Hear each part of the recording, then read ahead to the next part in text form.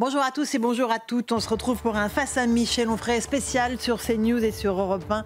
Bien sûr, après la mort du pape François. Bonjour Michel. Bonjour Laurence. Ravi de vous retrouver. Nous venons de vivre les obsèques du pape François en la basilique Saint-Pierre de Rome. Quel pape était-il pour vous? Comment le définissez-vous après le charismatique Jean-Paul II, le théologien Benoît XVI? Quel legs laissera-t-il à l'Église? On a hâte de vous entendre là-dessus. On se posera aussi, Michel, la question de savoir si le pape François était plus jésuite que franciscain. Deux notions a priori peu conciliables, l'une se revendiquant plus proche du pouvoir, l'autre congrégation étant plus proche des pauvres et donc du peuple. Peut-on être les deux à la fois? Là aussi, on attend votre réponse. Plus largement, nous évoquerons le message de Jésus. Qu'aurait-il pensé de ce qu'est aujourd'hui l'Église, lui qui chassa les marchands du temple? Quel enseignement de Jésus justifie aujourd'hui un certain nombre de dogmes de l'Église et qui touche de nombreux domaines sociétaux? Enfin, nous reviendrons sur la fracture avant et après le Concile de Vatican II dans les années 60, ce que cela a impliqué pour les croyants, comment se sont positionnés les différents papes, Paul VI, Jean-Paul Ier, Jean-Paul II, et puis Benoît XVI, ainsi que François, bien sûr. Voilà, mon cher Michel, pour cette émission spéciale. Vous êtes prêt? Je suis prêt. Vous rentrez avec nous dans ce débat. Nous venons de vivre donc les obsèques du pape François à la basilique Saint-Pierre de Rome. Un moment de recueillement, de ferveur, évidemment, et d'hommage pour ce pape argentin venu d'Amérique latine, défenseur de ce qu'on appelle le Sud global. D'ailleurs, première question, Michel, comment est-ce que vous le définissez? Ce pape, on l'a dit, progressiste pour les uns, très conservateur pour les autres. Où vous le situez, vous, Michel Onfray? Oh, s'il faut un mot, c'est un pape mondialiste. C'est un pape qui pense que le christianisme, c'est dans la logique de saint Paul, pas forcément celle de Jésus et du Christ, on en reparlera, mais c'est l'universel qui fait la loi. C'est-à-dire qu'il y a l'Asie, il y a l'Afrique, il y a l'Amérique du Sud qui est occidentale, et puis il y a l'Europe. Et pour lui, l'Europe, c'était une vieille chose, c'était terminé. Il a utilisé d'ailleurs une formule assez terrible. Personne n'a soulevé d'ailleurs la misogynie ou la phallocratie qu'il y avait à dire de l'Europe que c'était une vieille femme stérile. C'est terrible. Et de dire en gros que la France... Parce qu'il parlait de la démographie et de la natalité. On est bien d'accord. Oui, mais enfin, on peut ne pas avoir d'enfants sans être une vieille femme. On peut avoir 30 ans et ne pas vouloir d'enfants sciemment. Il y a d'autres raisons au fait que... Je ne pense pas que c'était une question de démographie. Vous savez, le christianisme a inventé l'allégorie, a inventé le symbolique, la formulation poétique. C'était une façon de dire tout le mépris qu'il avait pour l'Europe en disant... Elle est finie, elle est partie. Et puis, il est wokiste aussi. En ce sens, je rejoins Philippe de Villiers, parce qu'il estime que l'Europe est blanche, qu'elle est effondrée, qu'elle ne fait plus d'enfants. Qu'elle est égoïste. Comment? Qu'elle est égoïste. Oui, il n'a pas tort là-dessus. En même temps, je pense que le constat qu'il a pu faire de cette Europe était assez juste, était assez vrai. Il n'a pas parlé de décadence, mais enfin, il aurait tout à fait pu. Mais le rôle d'un pape, c'est pas de dire il est mourant, laissons-le mourir. Cette façon de faire était assez insolente, y compris à l'endroit de la France. Quand il dit je vis à Marseille, mais pas en France, qu'est-ce que ça veut dire? On y reviendra, parce que les relations entre la France et le pape... Non, mais pour répondre à votre question, tout le pape est là. Tout le pape est dans cette affaire. C'est-à-dire, c'est un personnage encombré par sa propre biographie, beaucoup de vanité chez cet homme, beaucoup d'orgueil. Il surjoue l'humilité. Un pape en Fiat 500, c'est ridicule. C'est ridicule. On n'est pas obligé de rouler en Bentley non plus. Mais je veux dire qu'il y a des symboles. Il était homme de symbole, mais il était grossièrement homme de symbole. C'est-à-dire garder ses grosses chaussures. Là, je ne vais pas donner de marque, mais enfin, éviter les signes distinctifs de la papauté.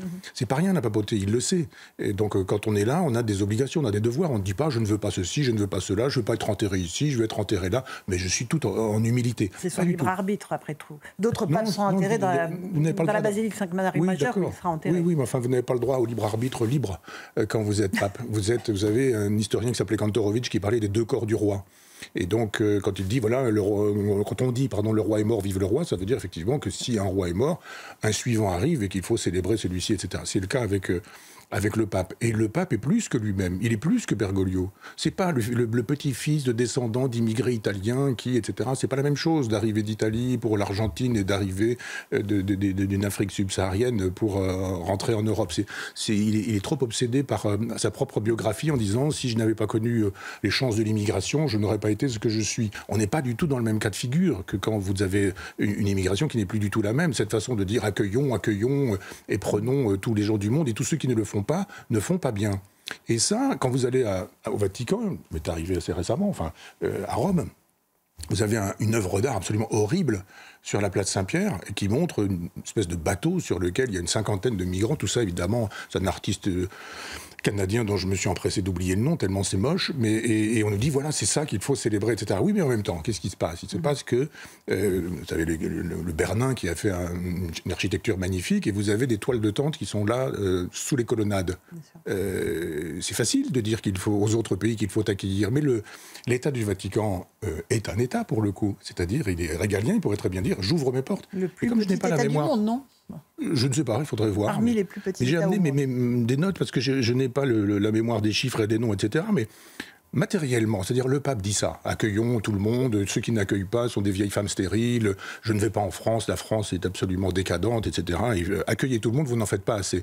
Mais lui, qu'est-ce qu'il fait, par exemple? La date du décret qui a été signé le 19 décembre 2024, par exemple, nous dit que c'est un décret qui a été signé par un cardinal, Fernando Vergès, qui était, justement, c'est pourquoi je prends des notes, président de la commission pontificale pour l'état de la Cité du Vatican, et qui, lui, estime que le Vatican, c'est pas seulement un lieu de pèlerinage, mais que c'est aussi un État et qu'on doit préserver les frontières de cet État.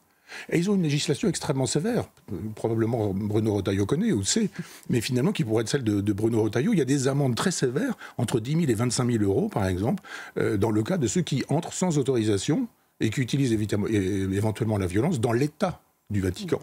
Les peines sont absolument terribles.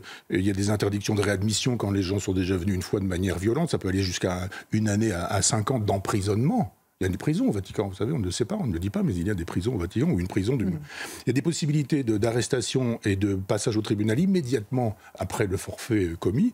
Et il dit, ce cardinal, l'ouverture du Vatican au monde doit coexister avec la sécurité nécessaire pour préserver son cœur spirituel et administratif. Bravo. Bon. Peut-être que l'État du Vatican n'est pas sur les positions du pape, alors. Oui, je dis simplement que vous avez la position, je réponds toujours à votre question, n'oubliez pas, mais qu'il s'agit d'un jésuite franciscain, on dit qu'on aborderait la question. Je voudrais qu'on y vienne, justement. Voilà. Et là, vous avez l'illustration. Le jésuite dit, Yaka, il faudrait, vous devriez, ceux qui ne le font pas sont des vieilles femmes stériles, et puis, non, à l'inverse, le franciscain dit ça, et le jésuite dit, quand il s'agit de notre propre État, on va quand même fermer les portes, il y aura des clés, il y aura une police, il y aura un tribunal, il y aura des amendes, il y aura des interdictions, et tous les OQTF auront des problèmes avec la loi du Vatican. Alors je dis, où est le vrai pape? Eh bien, le vrai pape, il est comme Macron, c'est-à-dire dans cet oxymore, l'un et l'autre en même temps. Ça ne peut pas être en même temps. Si on est jésuite, on n'est pas franciscain. Si on est franciscain, on n'est pas jésuite. Le fait d'avoir choisi les deux, c'était une façon d'annoncer quelque chose. Vous savez, quand un pape, qui a un nom d'état civil, prend un jour le nom d'un pape, son nom de pape, c'est quelque chose qui est dit, beaucoup de choses sont dites. C'est-à-dire que vous vous inscrivez dans la logique. Là, Benoît XVI, on aurait pu savoir ce qu'aurait été le pontificat de Benoît XVI, juste en sachant que Benoît XV, avant, avait fait des choses. Je rappelle que quand vous avez Jean XXIII qui initie le Concile Vatican, quand depuis il meurt, il n'a pas la possibilité de finir le travail, et que c'est Paul VI qui finit le Concile Vatican II, et que vous prenez Jean-Paul comme nom, Jean-Paul Ier, c'est celui qui dit « je vais continuer le travail effectué par Jean XXIII, puis le travail de Paul VI, donc je m'inscris dans le Concile. Le Concile Vatican II, c'est le mai 68 des curés, si vous voulez. Et donc, après, vous avez Jean-Paul Ier qui meurt 33 jours après avoir été intronisé pape.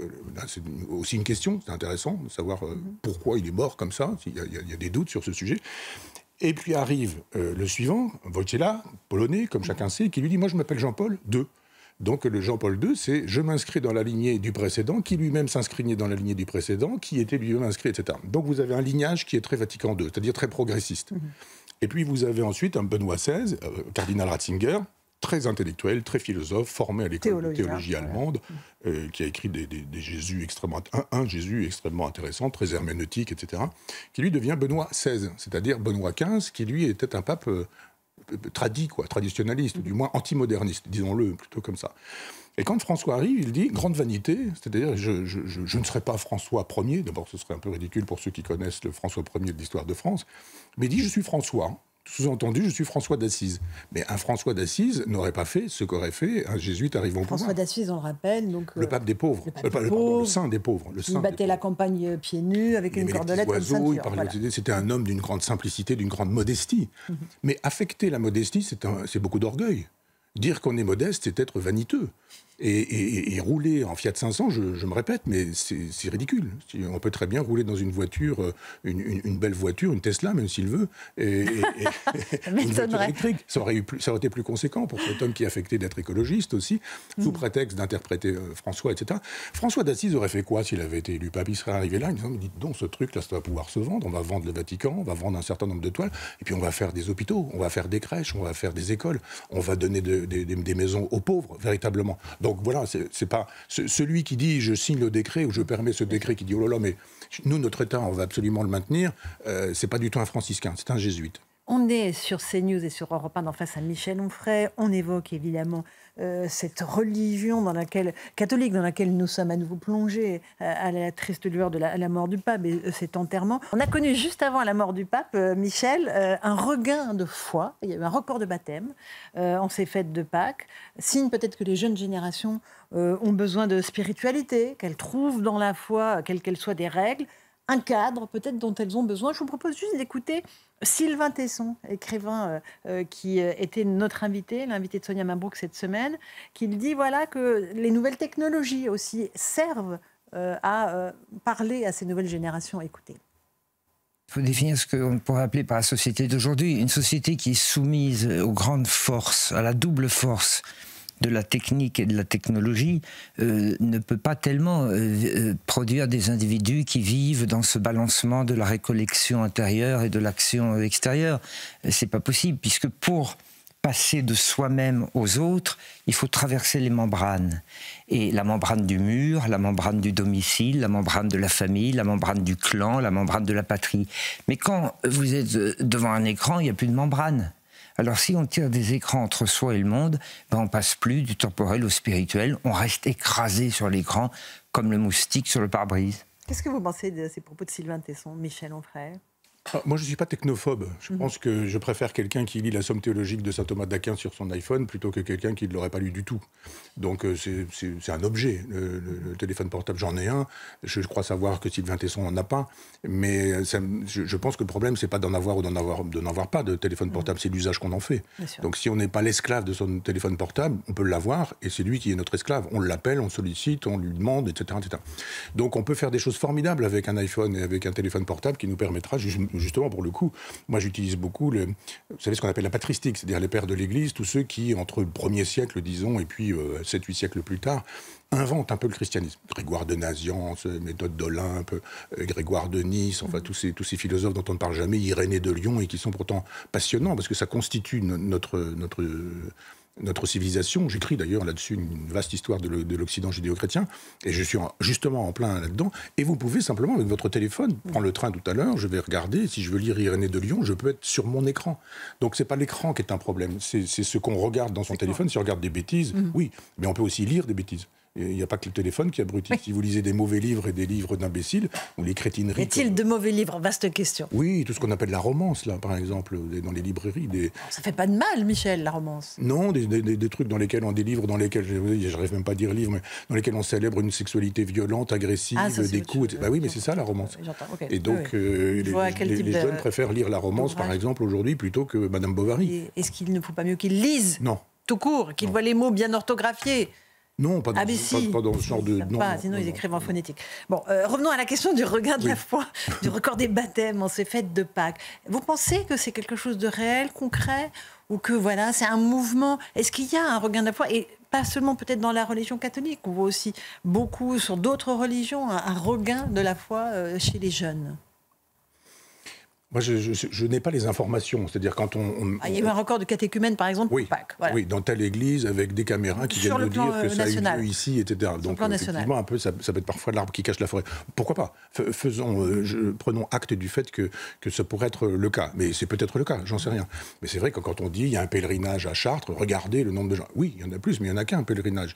Et je pense qu'il y a une communauté religieuse plus mobilisée, c'est-à-dire une communauté de messalistes, comme on dit, c'est-à-dire de gens qui vont à la messe, qui étaient peut-être un peu honteux, peut-être un peu, et qui ne le sont plus, et qui sont moins, qui disent, bon, on se montre, on y va, il y a des processions, etc. Donc je pense qu'il y a une plus grande visibilité, peut-être d'ailleurs parce qu'il y a CNews aussi, parce qu'on laisse place à cette spiritualité, et Europe 1, enfin il y a moins d'images, et quand on vous montrer sur Europe 1, que nous saluons au passage, mais les processions, il y a quelque chose de magique. Et quand vous avez les vêtements anciens, et là pour le coup on est très, très avant Vatican II. Je pense que ce qu'on peut reprocher aussi, si on peut reprocher des choses au pape en ce jour, et au pape défunt, c'est que Vatican II a supprimé tout ce qui était ancienneté, c'est-à-dire tradition, les vêtements, les chants, le grégorien, le latin, tout ce qui était beauté de la messe. J'avais jadis publié un texte dans le Figaro en disant que la messe traditionnelle était une machine de guerre contre l'effondrement de la civilisation.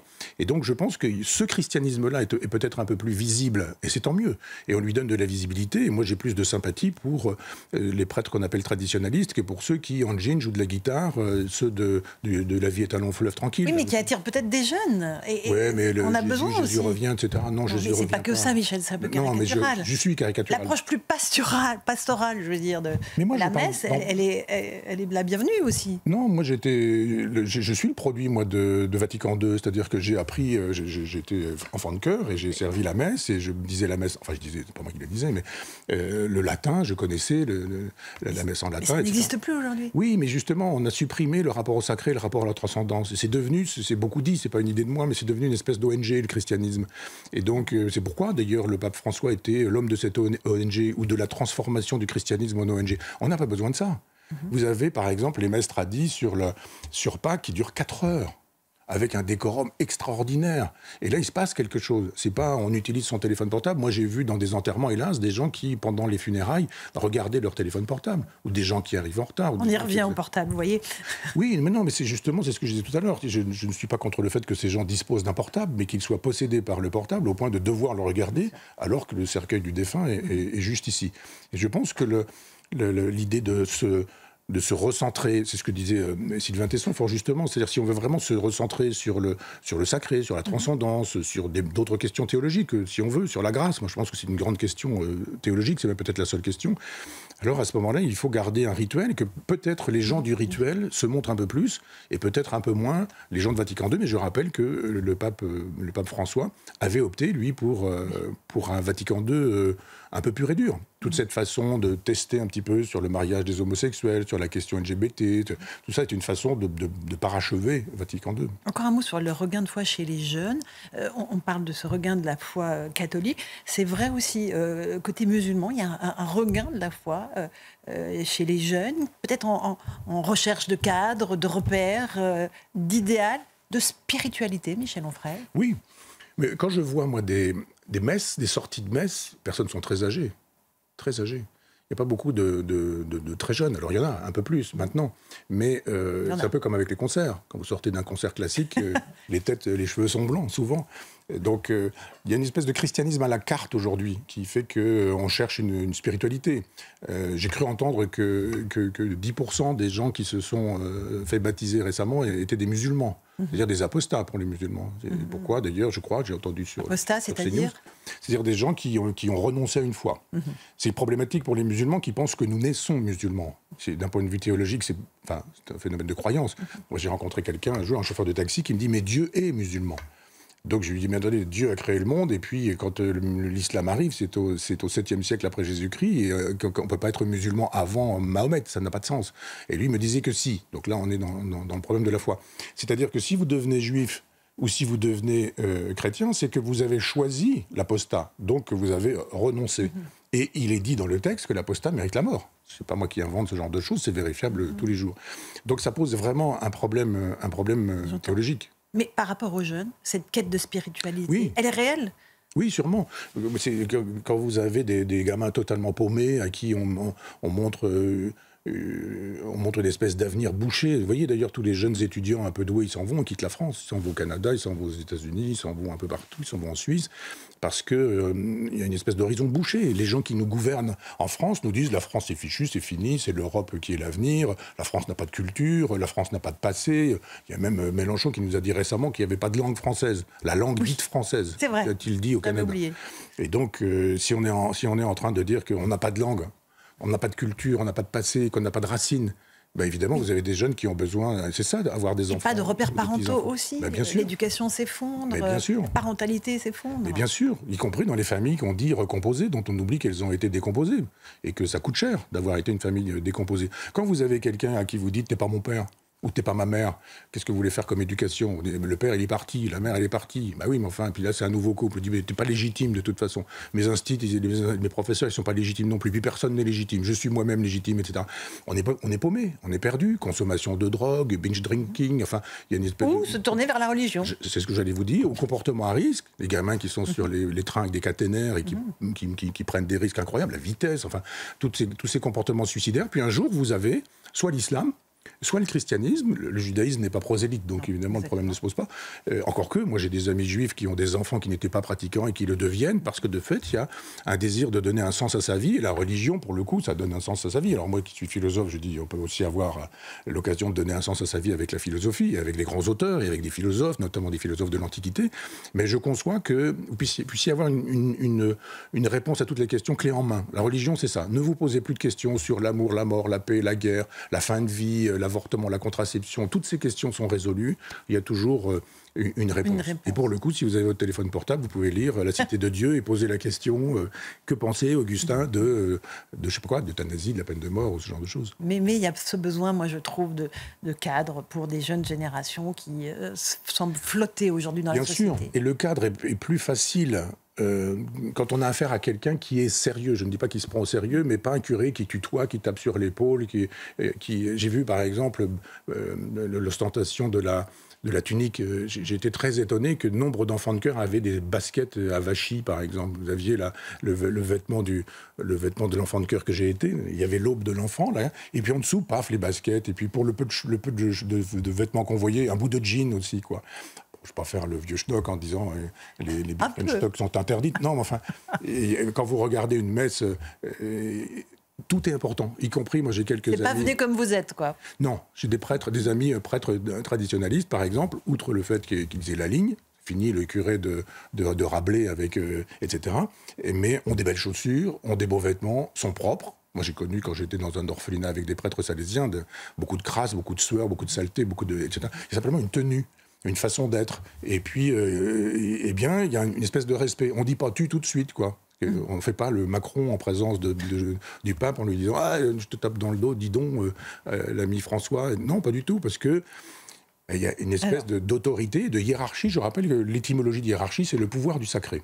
Alors justement, on va faire une petite pause. On se retrouve dans Face à Michel Onfray sur CNews et Europe 1. On va parler des relations entre le pape François et la France. Relations un petit peu compliquées. Tout de suite. On se retrouve dans Face à Michel Onfray sur CNews et sur Europe 1. On continue, mon cher Michel, à évoquer cette journée d'hommage au pape François et les relations un tout petit peu compliquées entre la France et le souverain pontife. Il est venu 3 fois en France, mais dans des visites non officielles, Strasbourg, Marseille et la Corse. Tout le monde a noté qu'il n'est pas venu à Notre-Dame de Paris parce qu'il considérait que c'était un événement mondain. Ça ressemblait d'ailleurs à un sommet de l'OTAN, ce n'est pas faux. Il a préféré un forum sur la piété populaire à Ajaccio. On va juste écouter, avant que je vous passe la parole, Monseigneur Chauvet, qui lui s'est dit déçu que le pape ne soit pas venu en visite officielle en France. J'étais très déçu qu'il ne vienne pas en France et qu'il ne vienne pas à Paris plutôt. J'étais très déçu parce que normalement... politiquement et j'allais dire d'un point de vue, enfin c'était normal que le premier voyage en France, ça soit la capitale. Ça a toujours été comme ça, d'un point de vue diplomatique, moi je comprends pas très bien. Mais enfin bon, il y avait des choses qui m'agaçaient, moi je suis assez libre, donc c'est vrai que être toujours... près des minorités, on se dit, mais finalement, c'est pas nous la minorité. Moi, je pense que le pape, il peut très bien être tradit, et puis le soir même ou le lendemain, nous jeter un poisson et qu'il faut essayer de gober. Voilà pour Monseigneur Chauvet. Alors, il est venu quand même, le pape en France. Bon, ça vous fait rire, déjà. Je le dis à nos auditeurs. J'aime bien ce qu'il dit. oui, je sens que ça vous fait. À un moment donné, je suis libre. Non, mais je trouve qu'il a raison. Sur le fait qu'il est venu quand même 3 fois en France, même s'il disait « je ne viens pas en France, je viens à Strasbourg, je viens à Marseille, je viens en Corse », il est venu 3 fois. Il n'est jamais allé dans certains pays européens, jamais en Allemagne ou en Espagne, par exemple. Peut-être faudrait-il que les Français arrêtent de penser qu'ils sont le centre du monde. Oui, ça c'est sûr. Mais il a dit des choses, lui, en jésuite, sur son propre rapport à la France. Donc là, pour le coup, on a le droit de le juger. Il aurait très bien pu dire « je viens à Notre-Dame de Paris, mais à mes conditions ». Plutôt que de dire c'était du showbiz absolu, il aurait dit écoutez, je suis le pape, je serai là, mais alors il y a un endroit sur lequel je serai un peu en hauteur, les autres seront là, et je montrerai la suprématie du christianisme dans cette église. Mais comme on avait un chef d'État qui avait fait savoir que c'était peut-être interdit de prendre la parole dans l'église, mais que lui, il le ferait 2 fois parce qu'il allait transgresser, il a peut-être voulu dire je méprise ces gens-là. J'ai vu les images, on a vu Musk, on a vu Trump, C'était une façon de dire, je vais faire de l'apostolique véritablement, je vais vous montrer que ici c'est Dieu qui fait la loi, c'est pas vous. Et moi je suis là, vous êtes là, etc. Il y avait tout un travail à faire, qui était un travail de jésuite pour le coup. Plutôt que de dire, je vous méprise, je viens pas, et je préfère aller dans des endroits au mépris de tout bon sens, qui ne sont pas la France. Sous-entendu, Marseille n'est pas la France, et la Corse n'est pas la France. Et Strasbourg non plus, il a dit. Alors Strasbourg, il venait pour le Parlement européen, mais il n'a pas tort non plus. Enfin, dans la logique, on comprend un peu ce qu'il veut dire. Mais je trouve ça assez peu catholique de la part d'un pape de mépriser autant un pays qui s'effondre et qui est peut-être le moins catholique des pays européens. C'est pour ça que moi je crois plus à la déchristianisation qu'au retour parce qu'il y aurait 4 ou 5 baptêmes un peu médiatiques d'une foi populaire et massive. Je crois que tout s'effondre et qu'il y a un nombre de lois d'ailleurs qui sont aujourd'hui des lois antichrétiennes. La déchristianisation, elle est évidente à partir du moment où des lois sont votées qui sont des lois franchement opposées à ce que le christianisme propose. Par exemple, Simone Veil et l'avortement. Moi je défends la loi sur l'avortement, mais ça c'est la première loi anti-chrétienne, véritablement. Donc il y a une vraie déchristianisation. Mais quand il y a déchristianisation, pourquoi mépriser ? C'était un peuple très humain, trop humain, qui était très, je disais tout à l'heure, dans la vanité, dans l'orgueil, ou alors dans l'espèce de méchanceté. Vous ne m'aimez plus, je ne vous aime pas. C'est pas le rôle d'un pape. Moi je pense que quand Benoît XVI vient au Bernardin, c'est d'une haute tenue et autre tenue. On va entendre dans un instant et Jean-Paul II, Benoît XVI et François. Un tout petit mot pour terminer sur la France. Les drapeaux ont été mis en berne aujourd'hui pour l'enterrement du pape François. Ça a provoqué évidemment une polémique à gauche et à l'extrême gauche. Certains y voient une atteinte à la laïcité. Comment vous voyez ça ? Je rappelle que pour la reine Elisabeth II, les drapeaux ont été mis en berne aussi, et pour Jean-Paul II également. Michel Onfray. Ces gens qui ne cessent de parler de l'état de droit ont une singulière conception du droit. Pas marxiste. Marx nous dit que le droit, c'est l'expression d'un rapport de classe. Et il a raison. C'est-à-dire que le droit dit à un moment donné ce qu'est la force. Ça, c'est une belle analyse de Nietzsche là-dessus dans la généalogie de la morale, mais ce qui devient bien et mal, c'est ce qui est bon et ce qui est mauvais. Ce qui est bon, c'est ce qui est bon en rapport au rapport de force. Donc évidemment, Marx avait raison de dire qu'il y avait un droit bourgeois qui protégeait les propriétaires et qui exposait les petits. Quand l'un des premiers textes de Marx est sur le ramassage du bois, c'est-à-dire les pauvres personnes qui allaient récupérer du bois dans les forêts et qu'on envoyait au tribunal simplement parce qu'on estimait qu'elles volaient du bois mort qui n'aurait pas été utilisé par le propriétaire. Donc en réfléchissant sur la question de la nature du droit ou la généalogie du droit, ça exprime un rapport de force à un moment donné. Quand Alexis Corbière parle de laïcité, ou Mélenchon, etc., ils sont fixés sur 1905. La sociologie de 1905, c'est qu'il y a une quantité de chrétiens pratiquants, que si vous êtes athée, c'est pas facile pour vous de vivre, que les juifs, le problème a été réglé avec Napoléon. Je rappelle qu'on devrait relire tous les travaux de Napoléon avec le Sanhédrin qui a rendu possible le statut des Juifs, formidable, c'est un modèle pour aujourd'hui. Et puis, vous avez très peu de musulmans, voire pas de musulmans du tout. De toute façon, si les musulmans sont là, ils sont là pour être intégrés. Ils veulent s'intégrer, ils veulent devenir français, puis je dis, on peut être français musulman. Ils ne revendiquent pas de prendre la place civilisationnelle à cette époque-là. Donc ça a changé, la sociologie, 120 ans plus tard. Et se réclamer aujourd'hui d'un texte qui a 120 ans, c'est comme dire je suis contre l'avortement parce que en 1895 ou en 1905, on était contre. Le droit, ça évolue. L'état de droit, c'est une bonne chose, mais il y a eu un droit qui était le droit de Vichy et le droit de Pétain qui disait qu'il fallait déporter les Juifs. Donc c'est pas sain, le droit. C'est pas une espèce de chose, une idée platonicienne qui flotterait dans l'air. C'est un rapport de force qu'on peut modifier. Donc moi, j'en appelle à ce qu'on repense la laïcité.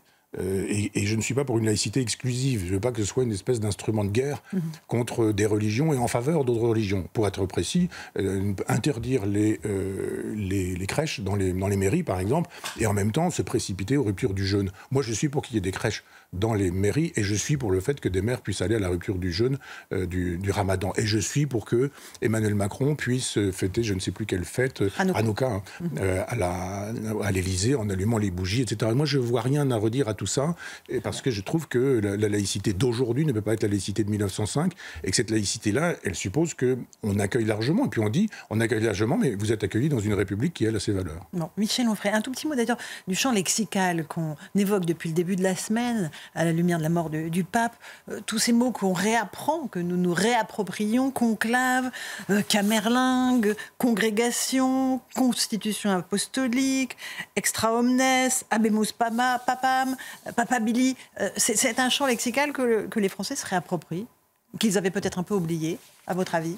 Oui, qu'ils oublieront dans 15 jours. Oui, mais ça ne fait rien. Ça, voilà. Non, bien sûr. Non, mais moi, j'aime l'histoire de l'Église, j'aime l'histoire de la papauté, ça m'intéresse parce que c'est constitutif de notre civilisation. Donc, j'apprends pas grand-chose. Je vois que ça redémarre. Et ce qui est intéressant... Non, mais... Vous êtes un philosophe, vous savez tout. Non, pas du... Non, d'abord, non. Et puis ensuite, les philosophes, on leur épargne tout ça pendant toute leur formation. Oui, moi, j'ai fait 8 ans de philo à la fac. On m'a jamais parlé de la patristique, des pères de l'Église. On m'a un peu parlé de la scolastique et sûrement pas du fonctionnement de la papauté ou du principe des conciles. Les gens pensent qu'il y a Jésus, il y a Saint-Pierre et que l'affaire est réglée. Non, ça se constitue, l'Église, doucement. Jusqu'à Constantin, l'empereur qui christianise l'Empire, c'est-à-dire début du IVe siècle. Ce sont des sectes qui sont diverses et multiples. Vous avez à peu près autant de chrétiens qu'il y a de christianisme, qu'il y a de chrétiens. Donc c'est un peu compliqué. Vous avez celui de Jean, vous avez celui de Pierre, vous avez celui de Paul, et puis vous avez celui de Thomas, et puis après vous avez les évangélistes, les canoniques, et puis les autres qui sont les évangiles apocryphes, ceux qu'on refuse, etc. Ça se constitue historiquement, tout ça. Mais je suis en correspondance avec je ne vais pas dire un ami, parce que j'ai beaucoup de respect pour lui, on n'a pas cette relation-là, mais avec un prêtre jésuite, et on échangeait récemment sur la question du rôle de l'Esprit Saint dans l'élection. Donc on nous dit l'Esprit Saint est là, etc. L'élection du pape, oui. On est d'accord. Et lui, il dit, mais pas du tout. Et les hommes qui font ça, quoi. Faut arrêter de dire des choses pareilles. Ça, c'est de la quincaillerie, c'est mon mot, hein. C'est des espèces de quincaillerie du 19e siècle, le 18e, plutôt 19e, où on fabrique l'infaillibilité papale ou ce genre de choses, mais c'est pas comme ça que ça se passe. Et donc, on a des films aussi. Et là, vous savez qu'aujourd'hui, les gens s'informent beaucoup à partir de la fiction. Ils ont vu Conclave, ils ont vu des séries, ils ont eu Habemus Papam, je crois, Habemus Papam avec Michel Piccoli. The Young Pope aussi. Oui.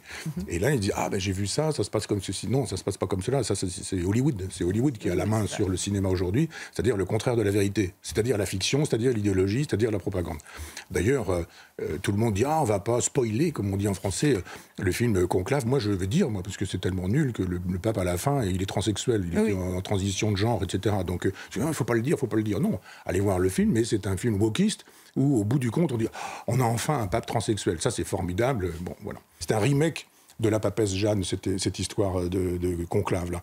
Mais pour le reste, jusqu'à cette fin, mais pour le reste, c'est vraiment comme ça que ça fonctionne. C'est-à-dire que c'est une monarchie médiévale, et encore le haut Moyen-Âge, c'est-à-dire tardivement, on descend dans ce sens-là, et qui fonctionne comme ça. Alors évidemment, on dit c'est l'Esprit Saint. Pas du tout. C'est le bricolage. Là, ils sont en train de parler, tu me donnes ceci, je te donne cela, tu votes pour machin, je vote pour bidule, on peut faire des associations. C'est pour ça, quand vous avez des gens qui vous disent il y a machin, il y a bidule, il y a un tel... On peut pas savoir. On peut pas savoir. Parce que quand vous votez, vous finissez par voter avec vos ennemis, parce que vos ennemis, ils sont ennemis avec des gens qui sont plus ennemis que celui que vous allez élire. Donc vous finissez par... etc.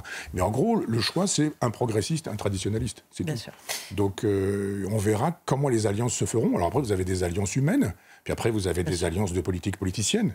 Votez pour moi et je raserai gratis. Ça sera courant mai, on n'a pas encore... Oui, on aura l'occasion de... La date du conclave, on aura l'occasion d'y revenir.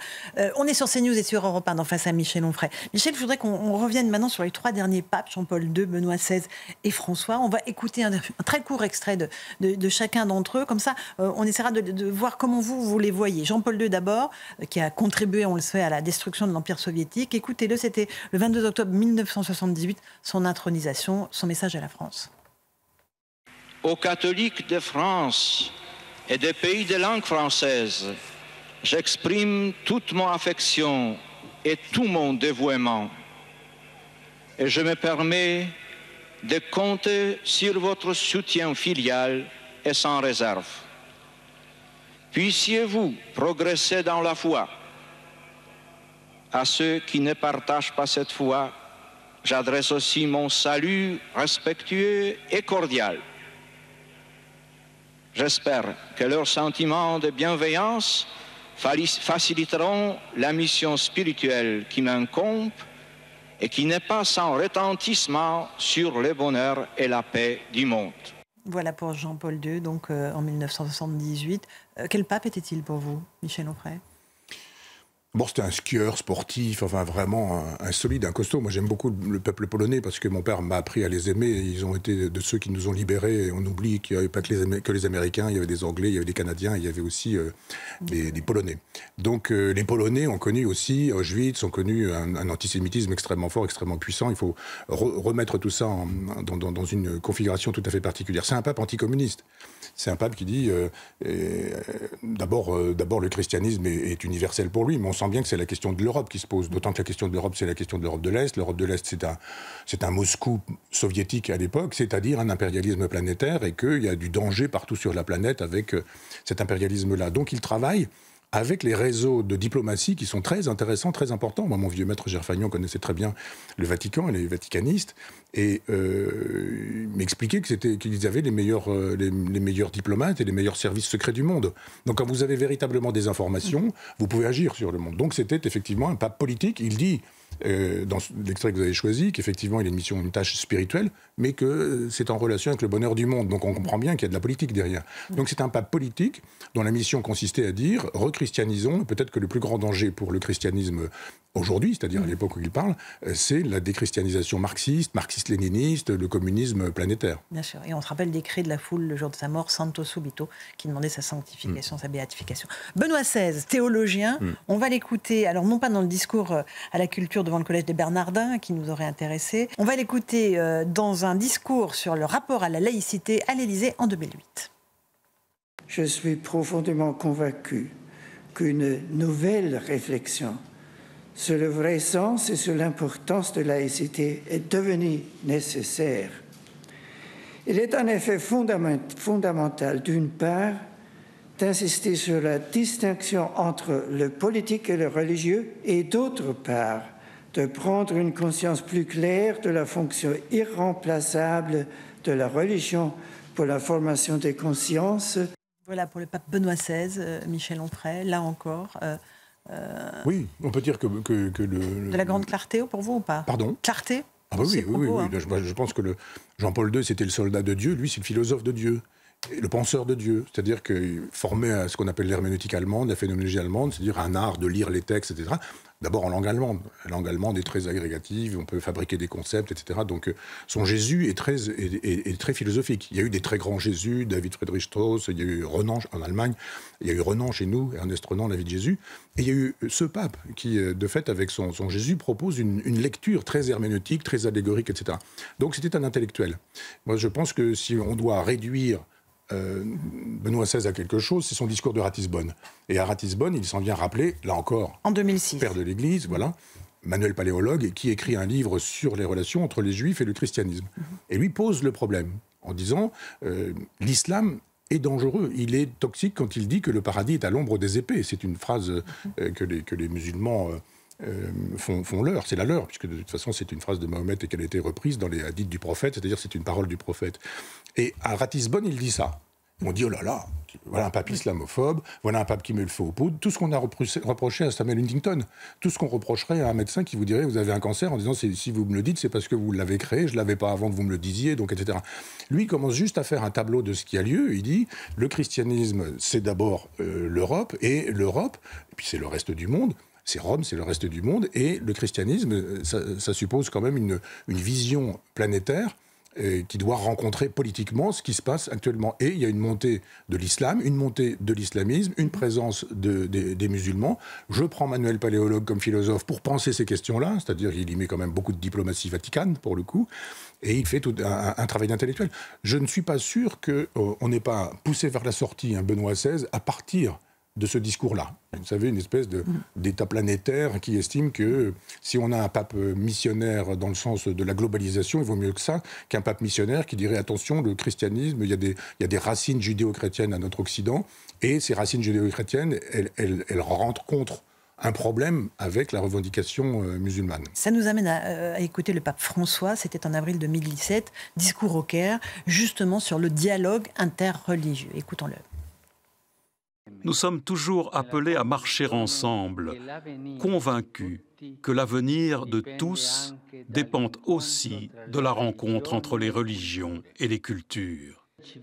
Dans ce défi de civilisation si urgent et passionnant, nous sommes appelés, chrétiens et musulmans, ainsi que tous les croyants, à apporter notre contribution. Nous vivons sous le soleil d'un unique Dieu miséricordieux. En ce sens, nous pouvons donc nous appeler les uns les autres frères et sœurs. Car sans Dieu, la vie de l'homme serait comme le ciel sans le soleil. Que se lève le soleil d'une fraternité renouvelée au nom de Dieu. Voilà pour le discours au Caire du pape François en avril 2017, qui en appelle à la fraternité entre les religions. C'était une des grandes lignes directrices de son pontificat, Michel Onfray. Oui, là, vous me contraignez un petit peu à improviser, mais je dirais pour le coup, c'est pour continuer dans la suite, mais c'est le boy scout de Dieu. C'est cette façon de dire qu'il y aurait un Dieu qui serait le même pour tout le monde, globalement. On dilue tout ça, et là, pour le coup, on est dans l'esprit de Vatican II, en disant laissez de côté tout ce qui fait la spécificité du catholicisme, oublions qu'il y a eu le protestantisme, il y a quand même eu le schisme protestant, je dirais, qui voulait justement aller un peu dans son sens. On a un pape qui est très proche de Luther et de Calvin, globalement, dans ce genre de configuration, et qui nous dit finalement, quand vous êtes à genoux en Amazonie devant un totem et que vous priez le dieu de la foudre, on prie le même Dieu. C'est le même Dieu, voilà. Ah non, et arrêtez de vous battre au nom de Dieu. C'est ça n'a pas de sens. Un pape ne peut pas dire ça. Il ne peut pas dire arrêtez de vous battre au nom de Dieu ? Ça, il peut dire arrêtez de vous battre au nom de Dieu, mais oui. Je veux dire que quand vous avez des dieux qui vous disent battez-vous au nom de Dieu, je rappelle que aussi bien dans la Torah que dans les évangiles, on estime qu'on peut aller au combat pendant très longtemps. Saint Augustin théorise tout ça d'ailleurs. La guerre juste, c'est la guerre sacrée. La guerre sacrée, c'est la vieille idée qu'on trouve chez les païens que Dieu décidera de qui est le vainqueur. Donc, on ne peut pas imaginer que les religions, ce serait faire la paix, l'amour du prochain, etc. Il y a une espèce de discours extrêmement irénique, c'est-à-dire qu'il fait d'un petit garçon naïf, qui nous dit « Ah, mais si tout le monde s'aimait, ce serait tellement formidable. » Bah oui, mais quand on est pape, on sait bien que tout le monde ne s'aime pas et qu'il faut partir d'une nature humaine. Elle est pécheresse, je rappelle. J'entends. Le péché originel, c'est ça. Il faut composer avec le péché originel et pas avec des gens qui dansent en pagne autour d'un totem en disant on dit à peu près la même chose, vous et moi, embrassons-nous, Folleville. Un dernier mot, Michel Onfray, sur le message de Jésus. Vous vouliez y revenir dans cette émission. Le message de Jésus, à l'époque, était absolument révolutionnaire. Aujourd'hui, qu'est-ce que l'Église en a fait pour vous ? Il faudrait avoir du temps pour expliquer la hiérarchie qu'il y a entre Dieu, entre Jésus, qu'on va démarrer en haut comme ça, entre Dieu, Jésus, le Christ, Saint Paul et l'Église. C'est pas du tout la même chose. Chercher de quoi justifier la peine de mort, ça a été très long, la justification de la peine de mort. Moi, je lisais le catéchisme, le vrai catéchisme des 500 pages, là, dans les années 90, on défendait encore la peine de mort. Est-ce que Jésus aurait défendu la peine de mort ? Je ne suis pas bien sûr. Toutes ces histoires de sexualité, les femmes adultères, les femmes remariées, divorcées... Le célibat des prêtres. Pardon ? Le célibat des prêtres. Le célibat des prêtres. Évidemment, Jésus n'a jamais rien dit sur le célibat des prêtres. Il n'a jamais imposé à ses apôtres d'être des célibataires. Il n'a jamais rien dit qui ressemblait à ça. C'est Saint Paul qui fait tout ça. Les actes des apôtres et puis toutes les épîtres. Les épîtres de Paul aux Thessaloniciens, etc. etc. Et là, on construit une église très loin de Jésus. Globalement. Rappelez-vous la femme adultère, que fait Jésus ? Il lui dit, mais enfin, qu'il n'a péché, lui jette la première pierre. Globalement, il n'y a plus personne qui puisse jeter une pierre dans ces cas-là.